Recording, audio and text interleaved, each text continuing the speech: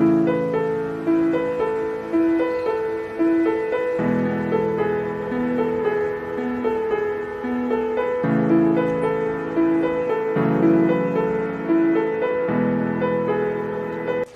kəsə salamlar.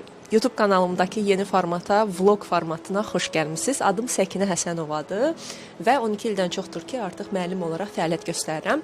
Ola bilsin ki, bəziləriniz məni TikTokda və yaxud Instagramda şagirdlərimlə olan söhbətlərimdən tanıyırsınız. Tanımırsınızsa da Səkinə Həsən profillərinə keçid edin və mənimlə daha yaxından tanış olun. Hal-hazırda Porto Riko'da yaşayıram və əslində həyatımın ən maraqlı dövrünə başlayıram. Xüsusilə də növbəti həftə. İstədim ki, bu video biraz spontan bir video olsun. Çünki həyatıma girdiyim bu yeni dövrdə istəyirəm ki, bunu bir növ gündəlik olaraq vlog şəklində çəkməyə başlayım. Azərbaycanlı bir müəllimin Porto Riko'da maraqlı bir məktəbdə dərslərdə etdikləri haqqında danışaq və ümumiyyətlə mənim şəxsi refleksiyalarımdan danışacağam sizlər üçün. Ümumiyyətlə bundan başlayım ki, bu ideya hardan gəldi? Dünən bir hekayələşdirmə eləyirdim, Instagramda hekayələr bölüşürdüm və birdən-birə aydınlanma gəldi ki, əslində bunu mən elə vlogda da paylaşsam, işə başlamamışdan qabaq, çünki növbəti həftə işə başlayıram. İstədim ki, sizinlə bölüşüm. Məsələ qorxularla bağlı məsələdir, komfort zonamızdan çıxmaqla bağlı bir məsələdir. Fikirləşdim ki, istəyirəm ki, sizinlə də bunu bölüşüm, çünki əlbəttə ki, mənim də həyatımda qorxulu anlar olur, komfort zonamdan çıxdığım anlar olur ki, hal-hazırda da həyatımın o dövründəyəm, hansı ki, gələn həftədən bunu bir növ çiyinlərimdə hiss eləyəcəm. Hətta bugün yuxularımda çox maraqlı şeylər görmüşdüm. O qədər stresliyəm, həyəcanlıyam ki, görəsən necə olacaq, necə keçəcək və ümid eləyirəm bu gündəlik vasitəsilə də hiss eləyə bilərsiniz. Bəlkə bəziləriniz üçün motivasiya ola bilər. Gəlin bundan başlayım ki, mən magistr təhsilimi Çində almışam, müqayisəli təhsil üzrə, amma kimyaçı olaraq fəaliyyət göstərirəm daha doğrusu, 12 ildən çoxdur ki. Əslində müəllimliyə fərdi hazırlıqdan başlamışam, sonra müəyyən dövrdə kursda işləmişəm və daha sonra da ADA məktəbində işləməyə başladım və 4 il yarımdır ki, artıq orada işləyirdim. Hal-hazırda Porto Riko'da olduğum üçün ADA məktəbindən artıq ayrılmışam. Və əslində videolarımın çoxu da həmin məktəbdə çəkilib. İstəyirəm ki, onun bir qısa tarixini sizinlə danışım, çünki insanlar çox vaxt fikirləşirlər ki, bizim çatdığımız yerlər çox asanlıqla baş verir. İnsanlar sadəcə, mən özüm də elə daxil olmaqla, biz sadəcə şəklin bir hissəsini görürük, tam hissəsini görmürük, onun arxasındakı əziyyətli yolları görmürük. İstəyirəm ki, biraz ora işıq tutum bugünkü videoda və ola bilsin ki, kiməsə motivasiya olun. Ümumiyyətlə başlayaq ki, mənim bakalavr təhsilim biologiya müəllimliyi idi və əlbəttə ki, biz kimya dərsləri keçirdik, amma təəssüflər olsun ki, laboratoriya bizi çox aparmırdılar, aparsalar da ora daha çox nəzəriyyə keçirdik və çox xırda bir şeylər edirdik. Ona görə, xüsusilə də mən qiyabiçi olmuşam, ona görə bir çox təcrübə əsaslı öyrənməm olmayıb. Daha sonra Çində təhsil alanda, təhsilim müqayisəli təhsil olduğu üçün sosial elmlərdən gəlir. Əlbəttə ki, laboratoriyaya getmə şansım yox idi, amma mənim dərslərim başlamamışdan öncə özümə əlavə dərslər də götürmüşdüm kimyadan və əslində kimya laboratoriyasına gedirdim başqa Çinli tələbələrlə bir yerdə. Daha sonra Azərbaycana qayıtdıqdan sonra pandemiya düşdü və özümə bir sual verdim ki, çünki mən artıq 8 ildən çoxdur ki, həmin dövrdə müəllim olaraq fəaliyyət göstərən bir insan idim və istər təcrübəm olsun, istər şagirdlərimlə kommunikasiyam olsun, valideynlərlə kommunikasiya olsun, yəni bunların hamısına sahib idim. Yenidən fərdi hazırlıqla sadəcə yetinmək istəmirdim həyatımda.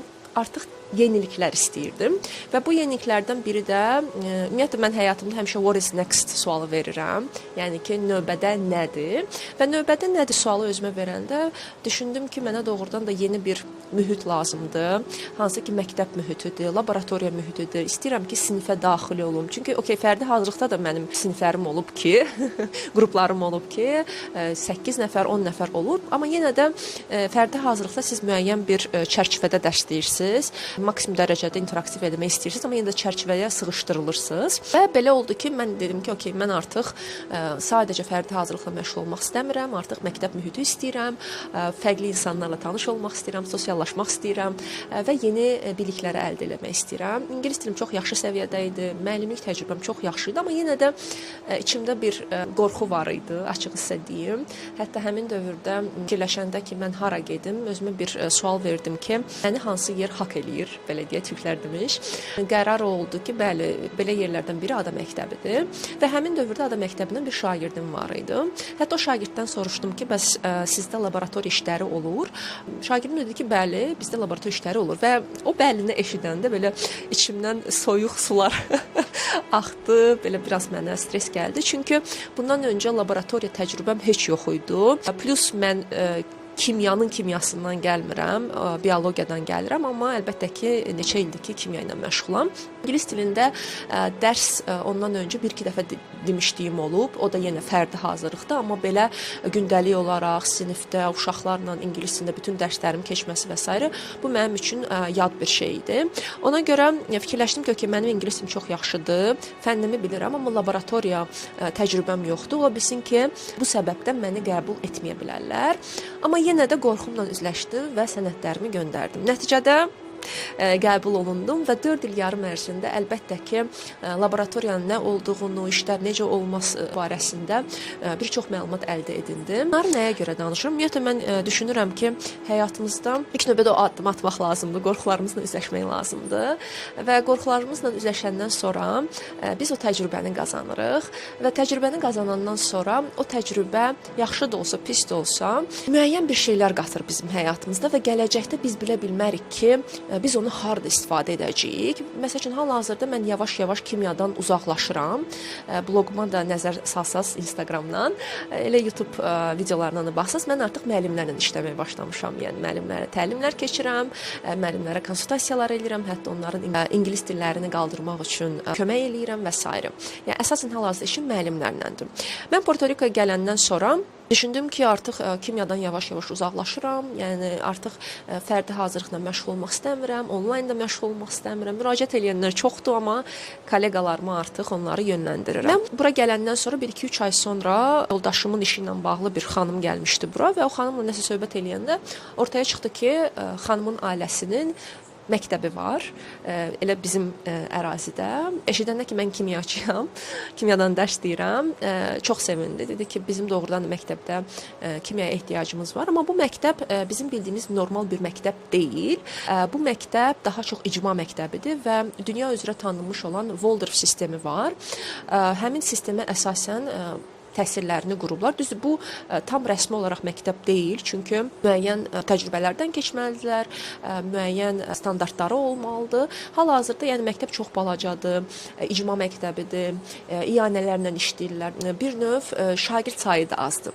Mən fikirləşdim ki, çünki eşitdim, sonra bir gün may ayında, hal-hazırda hansı aydı? Hal-hazırda sentyabr ayıdır, sentyabrı bitiririk artıq. May ayında hətta məni dəvət elədilər, getdim, baxdım, hətta Instagramda da bölüşmüşdüm o məktəbi və mayda gedib məktəblə tanış olandan sonra uşaqlarla, valideynlərlə, məktəb ümumiyyətlə administrasiyası ilə marağımı çox cəlb elədi.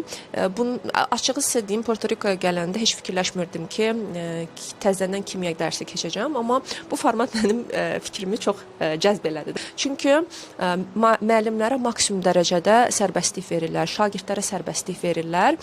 Ümumi söhbət aparandan sonra yanaşmaları çox xoşuma gəldi. Ümumiyyətlə Waldorf sistemi ilə tanış idim bundan öncə, amma bura biraz daha fərqlidir. Tropikal adanın bəlkə də o müəyyən bir sehiridir deyək. Və biz artıq danışmalara başladıq. Proqramı mən özüm sıfırdan qurdum. Yəni sırf heç bir qiymətləndirmələri yoxdur, heç bir imtahana hazırlaşmırlar uşaqlar. Sərbəst şəkildə mən bir növ kimyaçı olaraq təbiət elmlərindən gələn insan olaraq uşaqlara təbiət elmini öyrədəcəm və bunun üçün çox həyəcanlıyam. Çünki şagirdlərimin sayı yalnız 5-dir və yaşları da 13, 14, 15 yaşlardır. Biraz fərqli qruplardır. Ona görə biraz həyəcanlıyam. Amma prosesdə eyni zamanda da mənim belə bir şansım oldu ki, mən mini laboratoriya qurum. Çünki kimya deyiriksə, əlbəttə ki, orada təcrübə olmalıdır. Sadəcə nəzəriyyə olmamalıdır ki, bu məktəbin də əsas amillərindən biri, istəklərindən biri odur ki, uşaqlar təcrübə edinə öyrənsinlər hər şeyi və buna görə də əlbəttə ki, kimyada bu laboratoriyadır. Əlbəttə ki, laboratoriya tam belə peşəkar laboratoriya deyil, amma mini mən ona fake laboratoriya deyirəm, çünki meşənin ortasındayam və lazım olan o kiçik şeyləri sifariş verdim. Deyirəm, növbəti videolarda sizə bunu göstərəcəm. Prosesdə mənim ən çox xoşuma gələn nə oldu? Ümumiyyətlə, həmişə direktorla əlaqədəyəm mən hal-hazırda.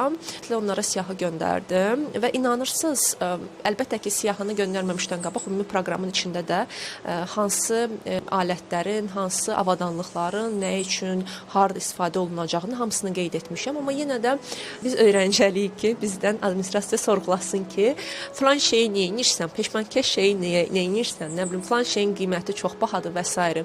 Burada elə bir situasiya ilə heç qarşılaşmadım. Açığı içimdə belə şey eləyirdim ki, ayda indi bu da yenə deyəcək ki, bunu nə edirik, onu nə edirik və s. Amma inanın mənə, heç sorğulama baş vermədi və bu məni çox sevindirdi ki, bu o deməkdir ki, administrasiya müəllimin savadına və müəllimin etməli olduğuna güvənir və o azadlığı verir və bu məni çox sevindirdi.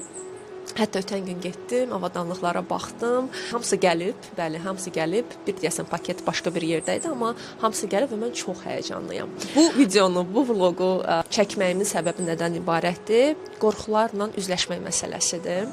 Əgər mən vaxtında həmin o laboratoriya qorxumla üzləşməsəydim, 4 il yarım adada işləməz idim və hal-hazırda da mənə belə bir təklif gələndə, bəlkə də mən o təklifdən qaçardım. Yenə də o qorxu gələrdi mənə ki, mən laboratoriyada bilmirəm axı necə işləmək lazım, mən necə özümdən laboratoriya qura bilərəm və hal-hazırda o bilik, o laboratoriya biliyi, laboratoriya necə aparılması, hansı avadanlıqların lazım olub-olmaması və s. Bunu artıq bilirəm. Buna görə də məktəbdə işləyə biləcəm. Bəli, 6 həftəlik bir proqramdır. Çünki bu məktəbin digər maraqlı tərəfi də ondan ibarətdir ki, əsas fənlər, bizim hesab etdiyimiz əsas fənlər, fizika, kimya, biologiya kimi fənlər və yaxud riyaziyyat, coğrafiya kimi fənlər normalda blok kimi keçirilir 6 həftə ərzində. Amma əsas fənlər bu məktəbdə toxuculuqdur, rəsmdir, yoqadır, kapoeiradır. Yəni, mən də belə bu məktəbdə oxumaq istəyərdim açığı. Ümid edirəm, maraqlı oldu. Ümid edirəm sizin üçün faydalı oldu. Bəlkə bəziləriniz üçün bir işıq tutar bu video və demək istəyirəm ki, doğrudan da qorxularımızla üzləşmək lazımdır. Çünki biz bilə bilmərik ki, həmin üzləşmələr bizi haralara aparacaq. Əgər müsbət tərəfini görəcəksə, əlbəttə ki, bu super bir şeydir. Mənfi tərəfini görəcəksə də oradan yenə təcrübə qazanacağıq və gələn dəfə nəyi necə etməyəcəyimizi biləcəyik. Ona görə qorxmayın, qorxularınızla üzləşin. Bilə bilməzsiniz ki, prosesdə qazandığınız təcrübələr sizə harda, nə zaman kömək eləyəcək və sizin bir növ əlinizdən tutacaq. Beləliklə, birinci vloqun sonuna gəldik. Çox sağ olun məni izlədiyiniz üçün. Mütləq şəkildə şərhlərdə bölüşün görək, sizin üçün maraqlı oldu mu? Sizcə qorxularla üzləşmək doğrudan da lazımdırmı, yoxsa yox? Bəlkə həyatınızdan nəsə maraqlı hadisələr danışa bilərsiniz. Şərhlərdə bölüşün, çünki sizlərin şərhlərdə aktiv olması, kanala abunə olun. Kanala abunə olmağınız, likelar qoymağınız vacibdir ki, məni daha çox insan görsün və bu mini vloqları davam eləyim. Belə, özünüzə yaxşı baxın.